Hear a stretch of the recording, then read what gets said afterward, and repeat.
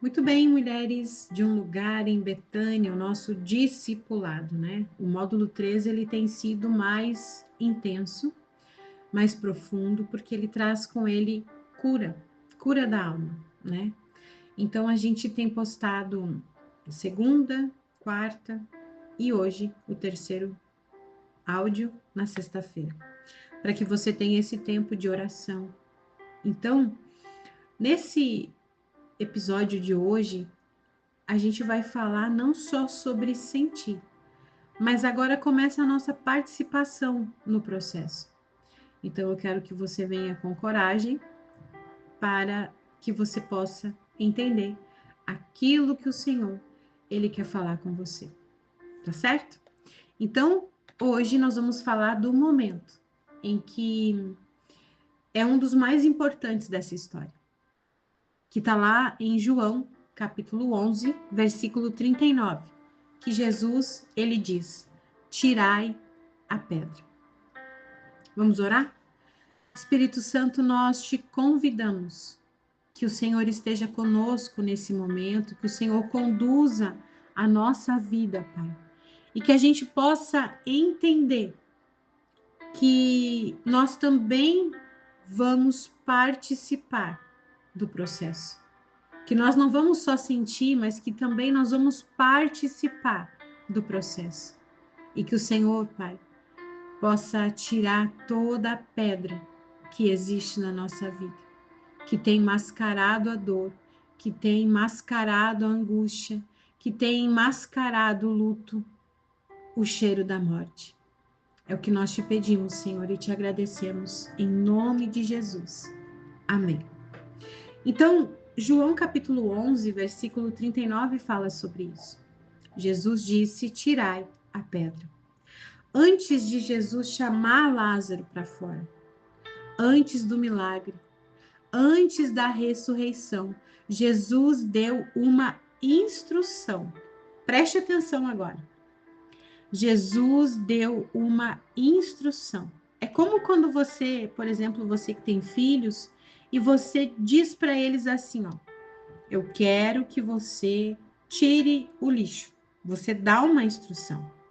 Você poderia fazer? Poderia. Você provavelmente, rapidamente faria isso, né? É costume seu já. Mas para que você possa ensinar o filho a ter responsabilidades, você deixa algo que talvez é pequeno, mas que é importante, para que ele tenha autonomia, para que ele aprenda também a ter responsabilidades e assim criar talvez uma rotina na sua casa. Então, Jesus, ele também aqui dá uma instrução: tirai a pedra. Ele poderia ter removido a pedra sozinho? Poderia?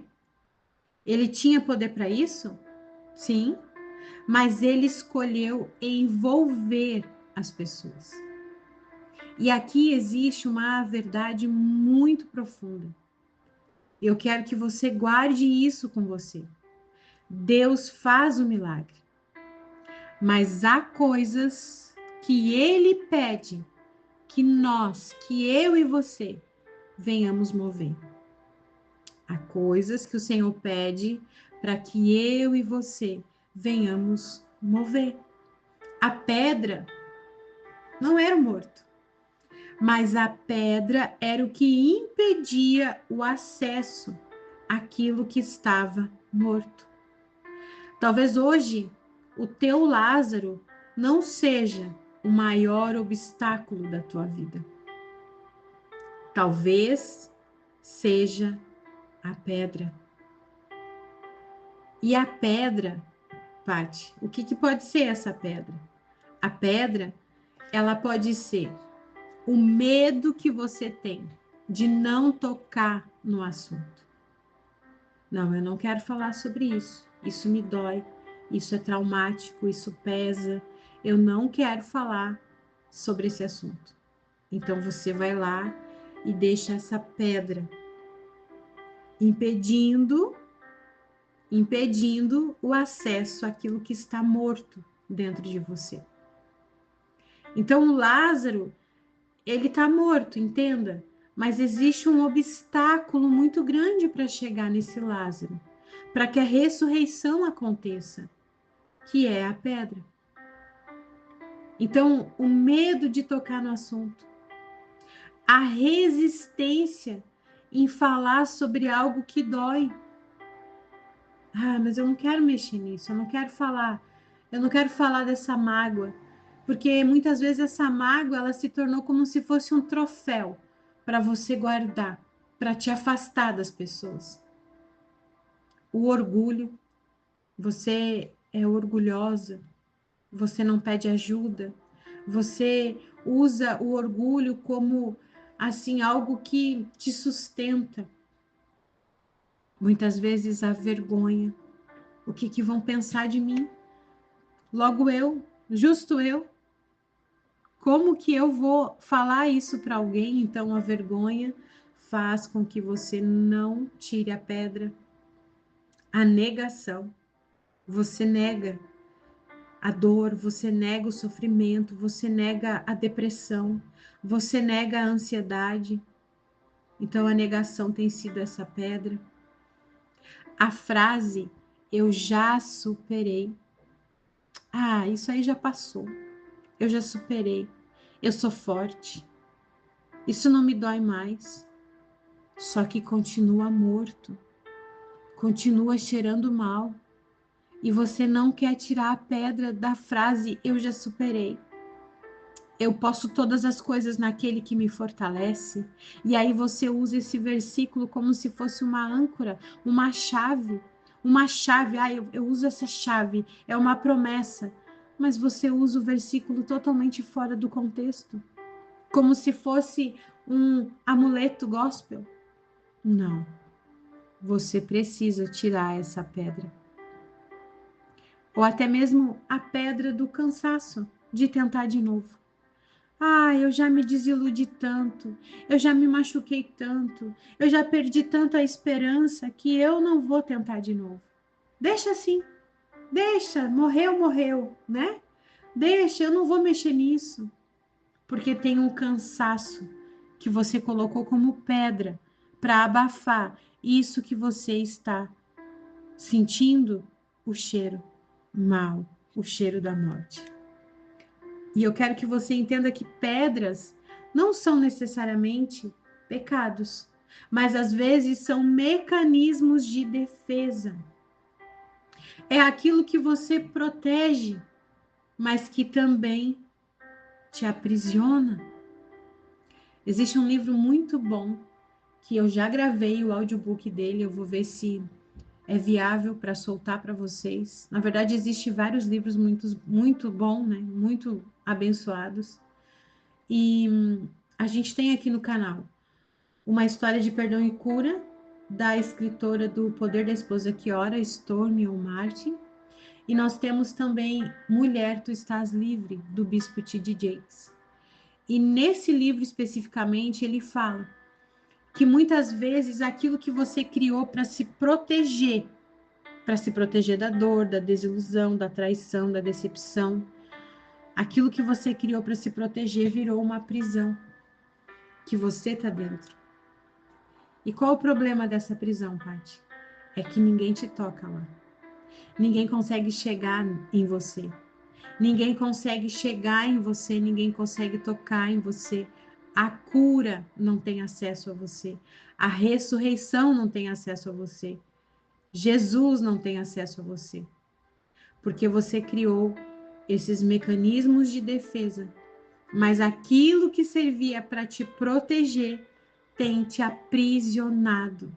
E quando Jesus ele diz tirai a pedra, ele não está sendo insensível porque ele já tinha chorado versículos antes. Mas ele está dizendo confia, confia em mim o suficiente para abrir, para se abrir, para viver o novo, para ressuscitar, para sair desse lugar. É isso que ele diz para você. É isso que ele está dizendo para você hoje. Mas talvez você está pensando como Marta. Ah, Jesus, já cheira mal. Eu não quero visitar isso de novo, Jesus. Talvez você esteja dizendo assim: eu tenho medo, Jesus, de viver tudo de novo, medo de sentir de novo, medo de perceber que ainda dói. Mas a ressurreição só acontece onde há acesso. A pedra não mantém o morto vivo, não. Ela apenas mantém o morto escondido. Então a pedra não te protege, ela te deixa escondida.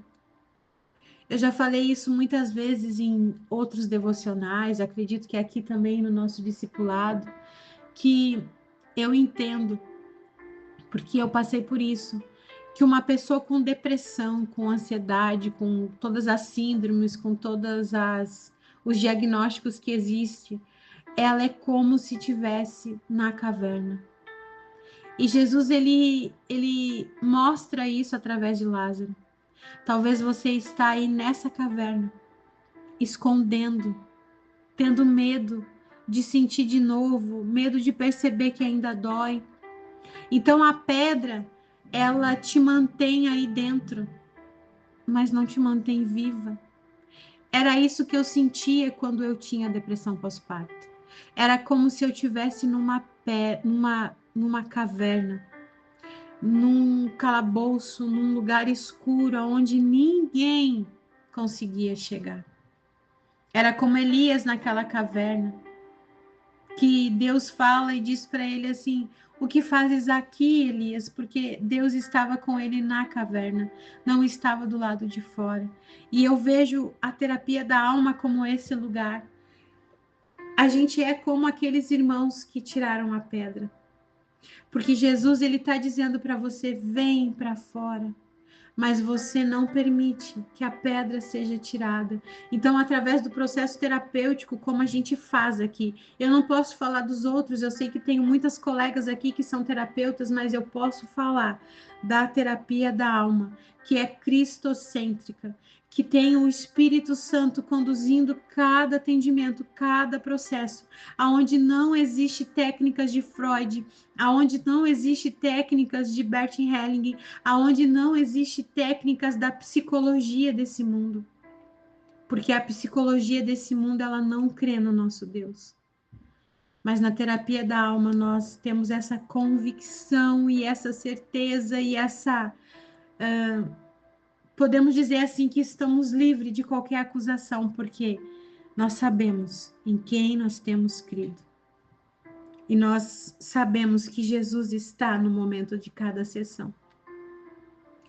Mas eu quero dizer para você que a terapia, quando ela é cristocêntrica, limpa, sem mistura, sem misticismo, ela tem esse papel também.